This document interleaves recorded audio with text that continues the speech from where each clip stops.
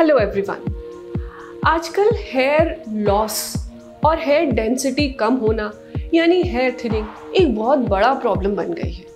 Younger age groups में भी आजकल मैं ये देख रही हूँ, मेरे पास इतने पेशेंट्स आ रहे हैं जो इस प्रॉब्लम से जूझ रहे हैं। तो आज इसका सोल्यूशन यानी हेयर रीग्रोथ, इसके बारे में मैं पूरी बात करूँगी। मेक श्योर कि आप लास्ट तक इस वीडियो को देखो, तभी आप पूरे कॉन्सेप्ट को समझ पाओगे और एक वाइज डिसीजन ले पाओगे।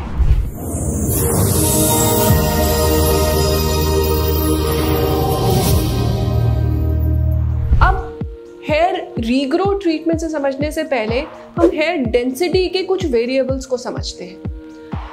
हेयर डेंसिटी दो फैक्टर्स पर डिपेंड करता है, हेयर फॉल और हेयर रीग्रोथ। अब 50 से 100 बाल रोज आपके गिरेंगे, लेकिन उतने कवर अप भी हो जाते हैं तो हमारी हेयर डेंसिटी कांस्टेंट रहती है। अब हो सकता है एक सिचुएशन में आपका हेयर फॉल बहुत ज़्यादा इंक्रीज हो गया, मतलब 100-200 बाल गिर रहे हैं, लेकिन हेयर रीग्रोथ वो 50 से 100 पे चल रही है। तो नेट रिजल्ट क्या होगा? Loss in hair density. Main factor यहाँ पर हेयर फॉल का है, ठीक है। सेकेंड सिचुएशन क्या हो सकती है कि आपके 50 से 100 बाल ही गिर रहे हैं, ठीक है, लेकिन 50 से 100 बाल आपके रीग्रो भी नहीं हो रहे, वो भी तो हो सकता है। उस सिचुएशन में भी आपकी हेयर डेंसिटी डिक्रीज हो जाएगी। यानी कि जब हम हेयर डेंसिटी पे काम करते हैं तो हमें इन दोनों वेरिएबल्स को देखना चाहिए, तभी हम हेयर डेंसिटी इंक्रीज कर सकते हैं और हेयर रीग्रोथ को प्रमोट कर सकते हैं। अब ये दोनों ही फैक्टर्स, दोनों ही चीज़ें यानी hair fall and hair regrowth आपके लोकल फैक्टर्स पे डिपेंड करते हैं और आपके कुछ बॉडी के फैक्टर्स पे डिपेंड करते हैं। लोकल फैक्टर्स यानी कि वो सिचुएशंस जो आपके स्कैल्प के ऊपर चल रही, जैसे कि डैंड्रफ होना या आपके कोई हेयर स्टाइलिंग जिसमें आप बहुत टाइट से बालों को बांध रहे हैं, जिससे कि ट्रैक्शन एलोपेशिया हो सकता है, या आप ऐसे शैम्पूज या harsh shampoos and conditioners use कर रहे हैं, बहुत सारे स्टाइलिंग प्रोडक्ट्स जैसे कि वैक्सेस और ये सब यूज़ कर रहे हैं, बहुत सारे हीट प्रोडक्ट्स जिसमें हीट डिलीवर होती है जिससे आप हेयर स्टाइल करते हैं, वो चीज़ें यूज़ कर रहे हैं। तो ये फैक्टर्स को लोकली हमें कंट्रोल करने से हेयर फॉल भी ठीक होता है और हेयर रीग्रोथ भी प्रमोट होती है। सेकेंड हम आते हैं बॉडी के फैक्टर्स। वो फैक्टर्स जो इंटरनली आपकी हेयर रीग्रोथ को या हेयर फॉल को मैनेज करते हैं। अब यहाँ पर बहुत सारी वेरिएशंस हैं। ये डाइट से रिलेटेड हो सकते हैं, यानी कि कुछ न्यूट्रिशनल डेफिशिएंसी, आयरन डेफिशिएंसी, आपकी प्रोटीन डेफिशिएंसी और B12 डेफिशिएंसीज।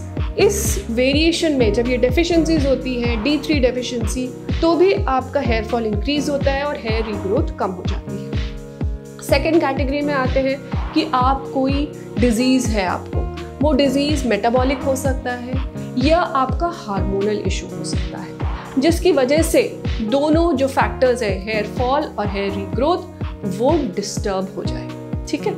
थर्ड होता है आपका माइंड, मेंटल स्टेट, जो कि स्ट्रेस में मैनिफेस्ट करती है। जब हमारी बॉडी स्ट्रेस में होती है तो जो इंटरनल स्टेरॉयड हार्मोन्स हैं वो इंक्रीज हो जाते हैं और बॉडी को फाइट एंड फ्लाइट मोड में ले आते हैं। जब body fight and flight mode में होती है तो उसके लिए सर्वाइवल इश्यूज इंपॉर्टेंट होते हैं, यानी कि आपका ब्रेन चल रहा है, आपका हार्ट पंप कर रहा है, किडनी चल रही है, लिवर चल रहा है, ये बेसिक फंक्शंस इंपॉर्टेंट होते हैं। और कोई भी तरह का रीजनरेटिव प्रोसेस स्टॉल हो जाता है, रुक जाता है।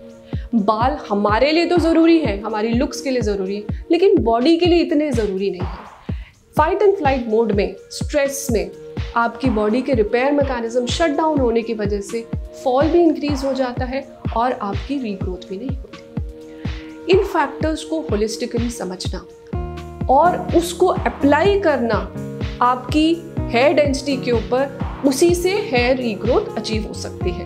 हेयर रीग्रोथ में बेसिक्स को सॉर्ट आउट करना, यानी कि जो लोकल फैक्टर्स बताए, डाइट फैक्टर्स बताए, वो सॉर्ट आउट करना और साथ में कुछ ट्रीटमेंट्स पे फोकस करना, जैसे कि PRP, enriched PRP, GFC PRP, GFC treatments, न्यूट्रोथेरेपी, ये सारे वो ट्रीटमेंट्स हैं जो एक प्रिंसिपल फैक्ट पे काम करते हैं कि जो हमारा फॉलिकल है उसके पास जो कमी है नरिशमेंट की, वो उसको दिया जाता है locally via injections and via needling, जिससे वो फॉलिकल स्ट्रॉन्ग होता है और अपने जो रीग्रोथ है उसमें वो आपको रिजल्ट देने शुरू करता है।